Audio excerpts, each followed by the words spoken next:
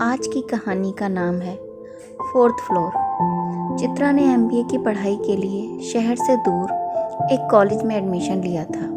काफ़ी मशक्क़त और कड़े एंट्रेंस एग्ज़ाम को क्लियर करने के बाद चित्रा को यहाँ एडमिशन मिला था। नया कॉलेज, नए चेहरे, नया कोर्स। चित्रा के लिए सब कुछ एक सपने जैसा लग रहा था। बहुत खुश थी वो यहाँ आकर। कॉलेज के 3rd फ्लोर पर उसकी क्लासेस लगती थी।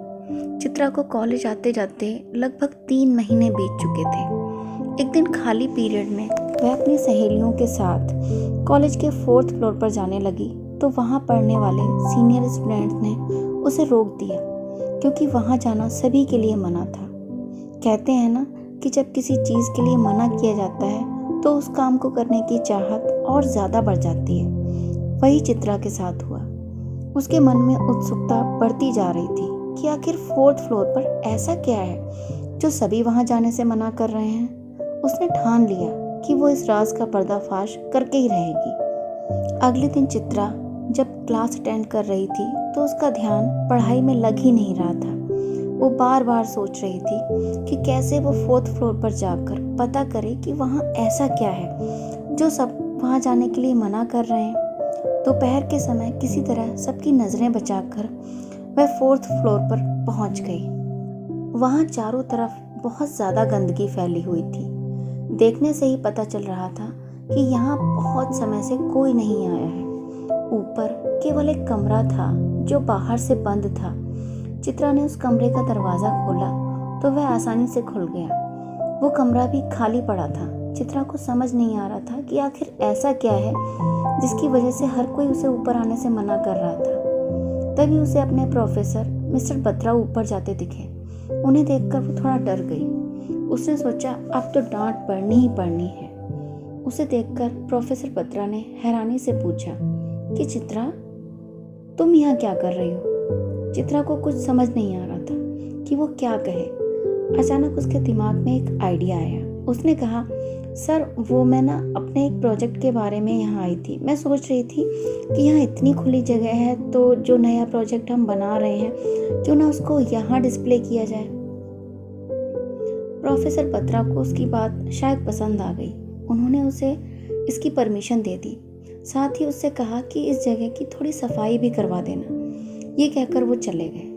चित्रा मन ही मन सोचने लगी कि लोग भी न जाने कैसी कैसी अफवाह उड़ाते रहते हैं कि वहाँ नहीं जाना, पता नहीं क्या हो जाएगा, जबकि सर ने भी कुछ नहीं कहा।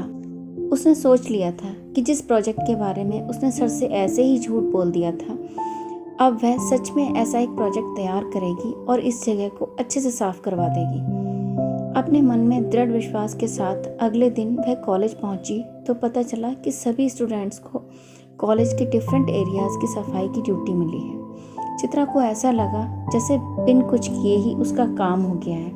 उसने सोच लिया कि सभी लोग सफाई में बिजी होंगे और वह सबसे नज़रें बचाकर 4th फ्लोर की सफाई करेगी और जल्दी ही अपने नए प्रोजेक्ट की तैयारी शुरू कर देगी।